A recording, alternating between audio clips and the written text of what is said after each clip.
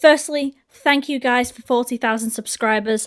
That is incredible. Thank you so much. And yes, I did try and do a live stream on Tuesday for 40,000. It kind of failed. So if you do want to check out live streams that do go well, albeit they're not art related until I can get my iPad actually working again, follow my Twitch, link down below. Am I shameless plug over?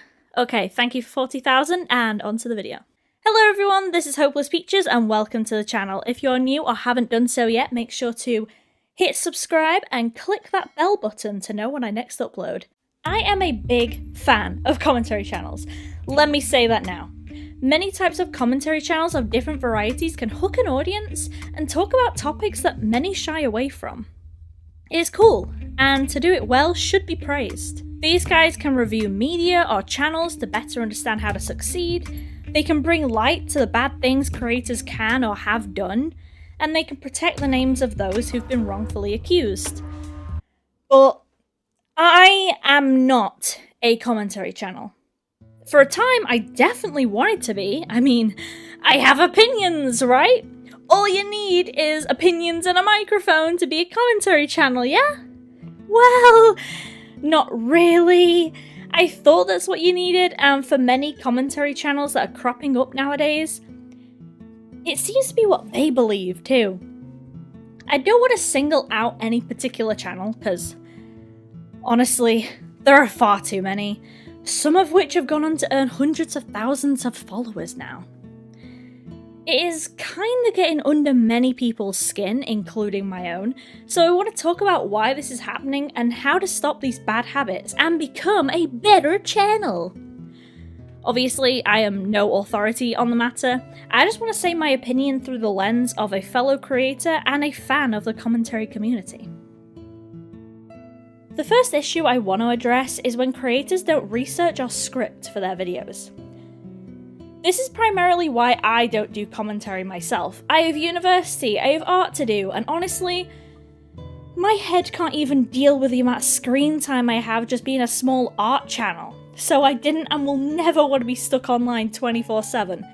I have no time to research and script all the time, so I don't do that type of content. I don't want to put myself through that.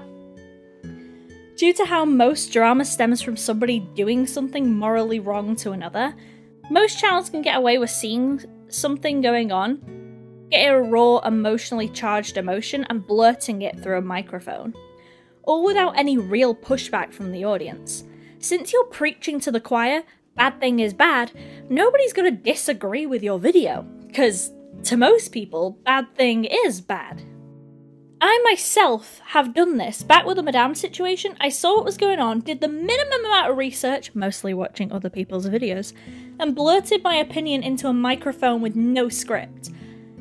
I never said anything I disagree with in the video, and I did connect it to my own personal experiences, which is still why I have the video up on my channel. But if you strip that video down, I never really said anything too substantial that somebody else hadn't already. I could be wrong. Maybe my own personal experiences weaving into the Madame situation probably helped others gain a new perspective. I don't know. However, I also don't know how to feel about the video exactly, because I never brought anything to the table. I just said, bad thing is bad. And this is how most videos in the commentary community go nowadays. Definitely not the most successful videos or channels. But it would be a lie to say unscripted, unresearched drama rants were hard to find. They are easily made. People like to hear gossip, and they like to hear their own moral opinions played back to them. Again, it's not a bash to anyone, it's simply human nature. The reason for this kind of video being overly prevalent is due to how easy they are to produce, how clickable they are, and how many subscribers one could earn from such content. As long as your opinions aren't too morally grey, that is. People never do these videos out of pure malice either, not most people. It would be a huge feat to try and convince me most people only do these videos for clicks and attention.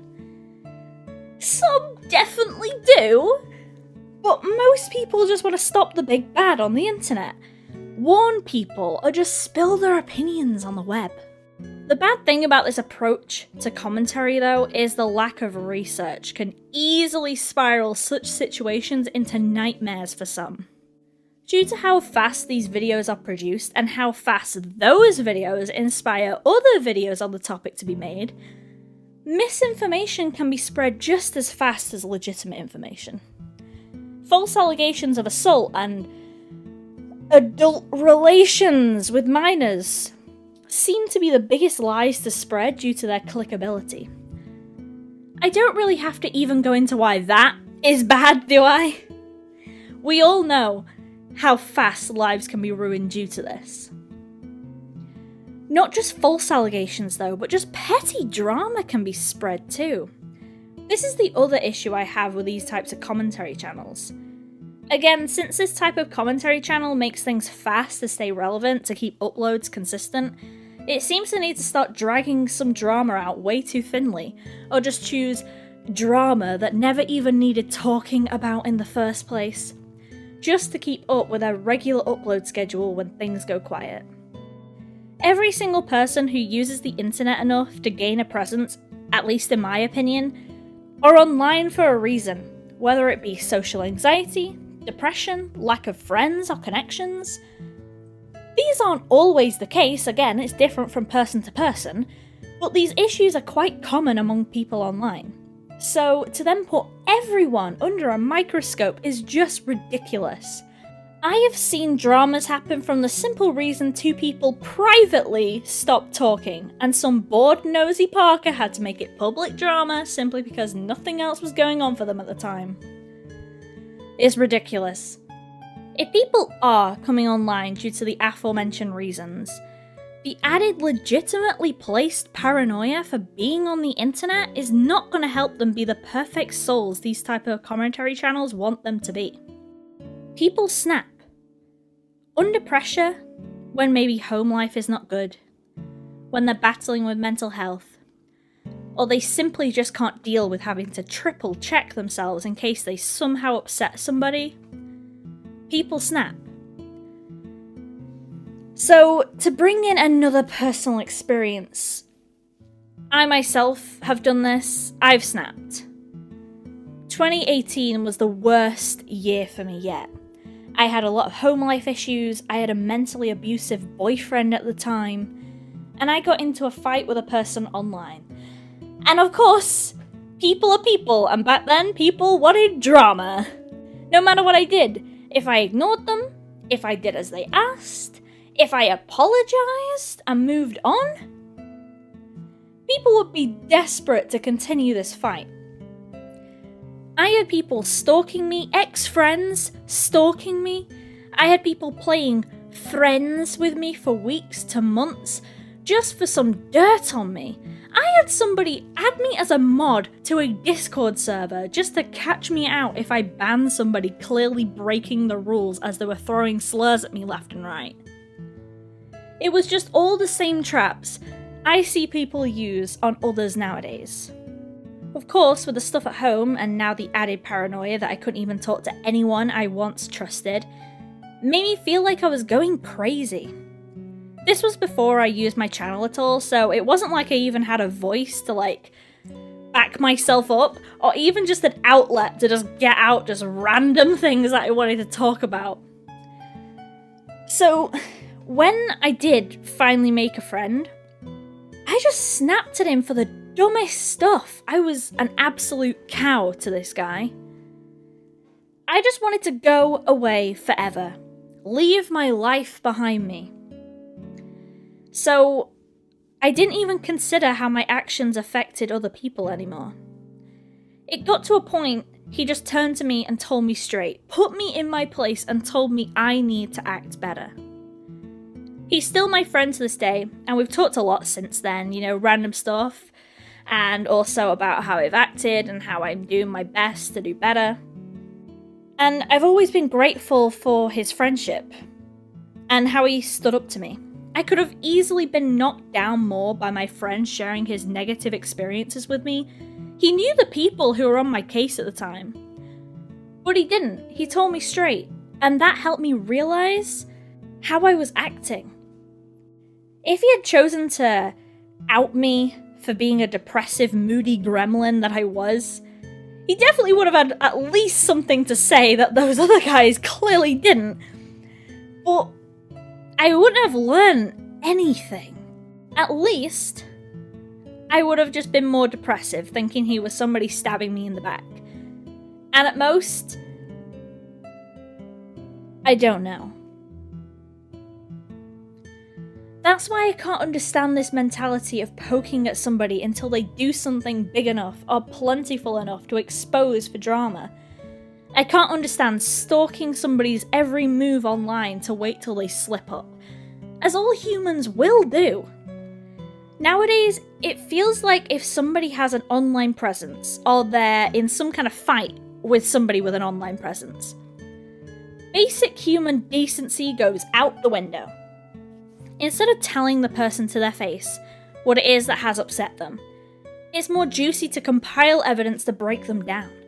I feel a part of this issue is how commentary channels work nowadays. Some, not all of course, but enough.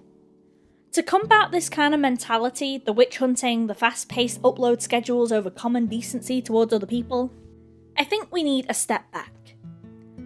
I want to be able to see people who do commentary videos on drama look at both sides of the argument and try and gather evidence for both sides. I'm not saying to excuse bad behaviour at all, but having empathy and trying to see where it's coming from so you can better debate with that action is much more preferable than blocking them out altogether. Two channels I always think of who do this perfectly, not saying they're the only ones who do this, but they're always the ones who come to mind, are the channels The Right Opinion and Ponder Sprocket. Ponder Sprocket is a channel who also does art-related topics and discussions, so if you haven't yet, go check her out by the way. Both Tro and Ponder take their time to fully go over drama and discuss both sides of the argument. They'll point out the good and bad of both sides in an unbiased way. They show respect to the side they disagree with. Neither of them rush to publish videos when it's the trendy time to do so. They check what they're presenting with care. Sadly, with some channels, that's not the case at all, though. All this obsessing, watching over what everyone does is just creating more bad actions than good. Not trying to empathise with somebody, instead going ahead to try and cancel them, is also just going to convince these people to continue being bad, or make innocent people snap, as their backs are up against the wall with no alternatives. I am not a commentary channel. I don't know if I ever will be. But I do wish the best for the commentary community and everyone on the internet. And that's why I wanted to make this video. You know, you see this all the time, and I just want to nip it in the bud. So anyway, thank you for listening to this video. I know that it was a little bit different from what I usually do. Again, I wanted to say thank you for 40,000 subscribers. That is pretty insane. Again, also sorry for the failed stream. I'm gonna go down in history as the worst YouTuber ever. Oh my gosh. But I want to be positive about this, so comment down below some good commentary channels that you see. Whether they're people who bring new perspectives to things, whether they're people who have maybe changed your mind on maybe an art-related topic or drama or whatever. This has been Hopeless Peaches, and I'll see you around. Bye-bye!